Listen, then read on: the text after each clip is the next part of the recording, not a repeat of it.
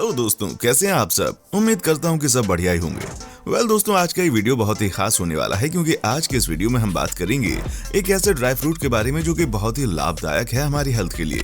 आज हम आपको बताएंगे मखाना, काजू और हींग के बारे में।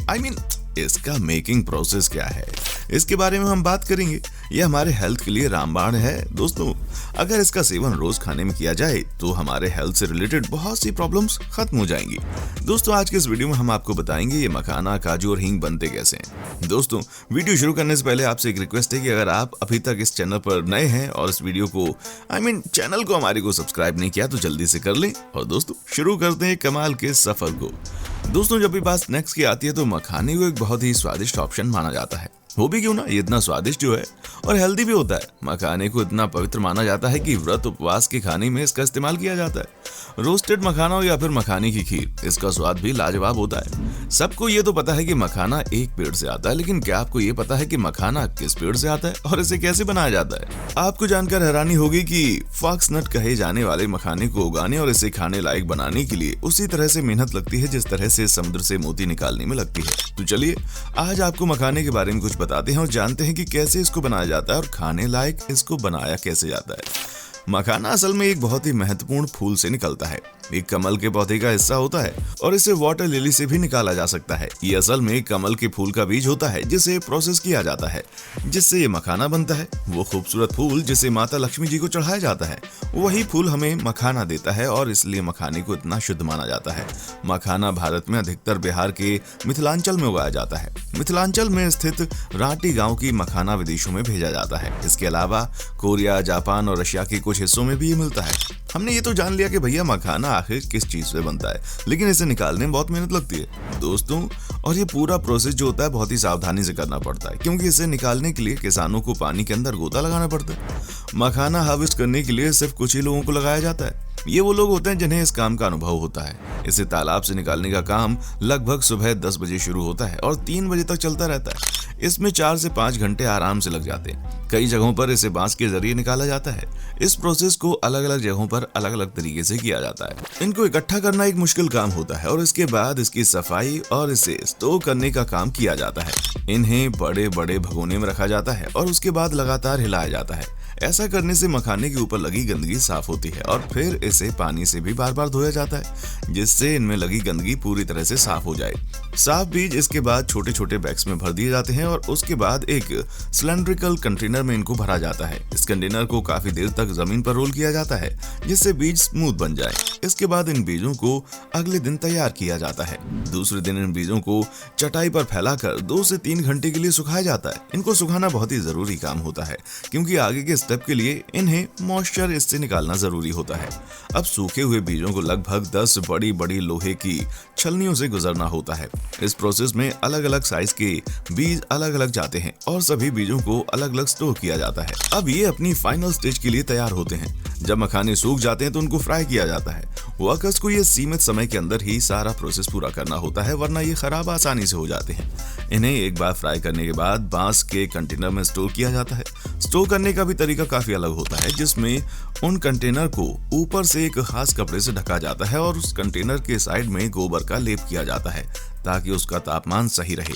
इसके कुछ घंटे के बाद फिर से इनको फ्राई कर लिया जाता है और यही प्रोसेस फॉलो किया जाता है। एक बार बीज फट गया तो उसमें से सफेद मखाना निकलता है। इसे लकड़ी के तख्तों पर रखा जाता है। इस तरह कड़ी मेहनत के बाद बनता है स्वादिष्ट मखाना। और एक बार सफेद पफ निकल आए तो उसे भी हाथ से साफ किया जाता है ताकि बीज का कोई भी हिस्सा उसमें ना रह जाए। मखाना हम अधिकतर स्नैक्स के तौर पर ही खाते हैं, पर क्या आपको मालूम है कि मखानों में भरपूर न्यूट्रिएंट्स भी होते हैं। ये कैल्शियम, मैग्नीशियम, आयरन और फास्फोरस से भरे होते हैं। मखाने एंटीऑक्सीडेंट से भरपूर होते हैं और ये शरीर से टॉक्सिन्स निकालने का काम कर सकते हैं। ये ब्लड शुगर लेवल को सुधार सकते हैं, इसलिए इसे वेट लॉस करने वाले लोग अच्छे से खा सकते हैं। रिसर्च कहती है कि मखाने में एंटी एजिंग प्रॉपर्टी भी होती है। एक एनिमल स्टडी के अनुसार मखाना दिल की सेहत ठीक करने के भी काम आ सकता है। काजू, दोस्तों, अब मखाने के बाद आते हैं काजू पर। काजू एक ऐसा ड्राई फ्रूट है जो बच्चों से लेकर बड़ों तक हर किसी को काफी पसंद है और आपने इसकी बर्फी यानी कि काजू कतली भी खाई होगी। इतना ही नहीं, हलवा और खीर जैसी स्वादिष्ट डिश भी इसके बिना कुछ अधूरी सी लगती है। कैसे खाते समय आपके दिमाग में कभी ये आया कि ये आता कहां से? और शायद आपका जवाब होगा कि मतलब क्या कहूँ, हो सकता है आपको बताओ, हो सकता ना बताओ, पर कम ही लोग जानते होंगे कि काजू एक फल से मिलता है। अगर इसके असली रूप में इसको खाया जाए तो ये जहरीले या एलर्जी पैदा करने वाले हो सकते हैं। तो आइए बताते हैं कि आपके घरों में पहुंचने वाला काजू आखिर बनता कैसे है। काजू मूल रूप से ब्राजीलियन नट है। इन्हें सबसे पहले पुर्तगाली भारत के गोवा में लाए, जिसके बाद ये पूरे साउथ ईस्ट एशिया में फैल गए। काजू के लिए इसके पेड़ को खास तौर पर फार्म में उगाया जाता है। इन पेड़ों से मिलने वाले फल को कैश्यू एप्पल कहा जाता है। इसी फल के निचले हिस्से में किडनी के आकार की गिरी होती है, जो कि कई प्रक्रियाओं से गुजरने के बाद हमारे घरों तक पहुंचने वाला काजू बनती है। भारत में आमतौर पर अप्रैल मई के महीनों में पेड़ों से पके हुए कैश्यू एप्पल तोड़े जाते हैं और इनको छांट लिया जाता है। इसके बाद कैश्यू एप्पल के नीचे लगी गिरी को अलग कर दिया जाता है। नमी निकलने के बाद गिरियों को खास तरीके से रोस्ट किया जाता है। पूरी तरह से सूख जाने पर काजू की गिरियों को छील लिया जाता है और अंत में आकार और गुणवत्ता के हिसाब से छटाई की जाती है। काजू का सेवन करने के बड़े फायदे होते हैं। इसमें प्रोटीन, खनिज, iron, fibre, folate, magnesium, phosphorus, antioxidant, mineral और विटामिन होते हैं। अगर आप सीमित मात्रा में हर दिन इसका सेवन करते हैं तो इससे आपको काफी लाभ मिलेगा। काजू खाने के फायदे की अगर बात करें तो काजू याददाश्त के लिए बहुत अच्छा होता है। इसके सेवन से हमारी हड्डियां मजबूत होती हैं। इसका फायदा त्वचा को भी मिलता है। काजू हमारी पाचन शक्ति को मजबूत बनाता है। ये शरीर में एनर्जी बनाए रखता है। ये प्रोटीन का अच्छा स्रोत है। कोलेस्ट्रॉल भी कंट्रोल करने में ये सहायक है। हींग दोस्तों, जब भी सब्जी या कोई अन्य डिश बनती है तो अक्सर उसमें हींग का इस्तेमाल होता है। हींग के इस्तेमाल से आपने खाने का स्वाद बढ़ता हुआ देखा होगा और इसकी खुशबू लोगों को काफी पसंद आती है। आपको घरों में पाई जाने वाली हींग मिट्टी की तरह होती है। ऐसा लगता है कि जैसे किसी पत्थर को पीसकर पाउडर बनाया गया हो। वैसे कई घरों में पत्थर के टुकड़ों वाला हींग भी मिलता है, जिसमें काफी ज्यादा खुशबू होती है और हल्का सा हींग ही काफी होता है। हो सकता है कि आपको भी हरी सब्जी में हींग पसंद हो, लेकिन कभी आपने सोचा है आपके खाने की वैल्यू बढ़ाने वाले हींग आखिर ये बनते कैसे हैं? ये कोई पौधे पर लगता है या पहाड़ों पर मिलता है या फिर ये फैक्ट्री में तैयार होता है? अगर आपको इस सवाल का पता नहीं है तो आज हम आपको इसका जवाब देने वाले हैं कि आखिर हींग बनाया कैसे जाता है और आखिर ये इतना महंगा क्यों होता है। दरअसल सब्जी में डलने वाला हींग एक पौधे के जरिए बनता है। जी हाँ, हींग का पौधा होता है और हींग के पौधे से पाउडर वाला हींग बनता है। दरअसल हींग का पौधा सौंफ वाले पौधों की श्रेणी में आता है, जो करीब 1 मीटर तक होता है। इसमें पीले रंग के फूल होते हैं जो दूर से दिखने में सरसों के पौधे की तरह लगता है। अब आप सोच रहे होंगे कि आखिर ये बनता कैसे है।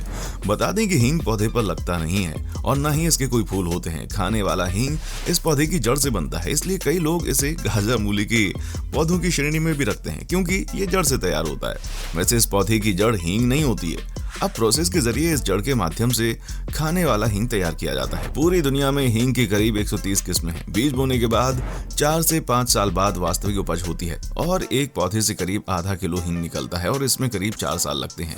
हींग इस पौधे की जड़ से निकाले गए रस से तैयार किया जाता है। एक बार जब जड़ों से रस निकाल लिया जाता है तब हींग बनने की प्रक्रिया शुरू होती है। खाने लायक गोंद और स्टार्च को मिलाकर उसे छोटे छोटे टुकड़ों में तैयार किया जाता है और इस तरह से हींग बनता है। बता दूं आपको कि हींग 2 तरह का होता है, काबुली सफेद और हींग लाल। सफेद हींग पानी में घुल जाता है, जबकि लाल या काला हींग तेल में घुलता है। सफेद हींग पानी में घुलनशील होता है, जबकि गहरे और लाल रंग वाला तेल में ही घुलता है। स्टार्च और गोंद मिलाकर ईंट के रूप में इसको बेच दिया जाता है। आपको जानकर हैरानी होगी कि भारत के हर घर में इस्तेमाल होने वाले हींग की खेती भारत में ना के बराबर होती है। ये हींग भारत के बाहर से मंगाया जाता है और भारत में इस्तेमाल होने वाला हींग ईरान, अफगानिस्तान और उज्बेकिस्तान जैसे देशों से मंगाया जाता है। अफगानिस्तान से काफी मात्रा में हींग आता है। भारत में भी अब हींग की खेती होने लगी है और ये खेती हिमाचल के कुछ पहाड़ी इलाकों में की जा रही है। हींग भारत में इसलिए महंगा होता है क्योंकि एक तो इसकी भारत में पैदावार नहीं होती और इसे विदेश से निर्यात करना पड़ता है। इसके अलावा इसे बनाने का प्रोसेस काफी लंबा है, क्योंकि 4 साल तक पौधे को उगाने के बाद इसकी जड़ से हींग प्राप्त होने लगता है। इस वजह से ये काफी महंगा होता है, लेकिन भारत में इसकी डिमांड काफी ज्यादा है। दोस्तों, कैसा लगा आपको हमारा आज का एपिसोड? हमें कमेंट करके जरूर बताएं। हमें आपके कमेंट्स का इंतजार रहेगा। दोस्तों, उम्मीद करता हूँ आपको हमारा एपिसोड पसंद आया होगा। अगर आप हमारे चैनल पर नए हैं तो प्लीज चैनल को सब्सक्राइब करें, वीडियो लाइक करें और ऐसी वीडियोस देखने के लिए चैनल पर बने रहिए। देखने के लिए शुक्रिया।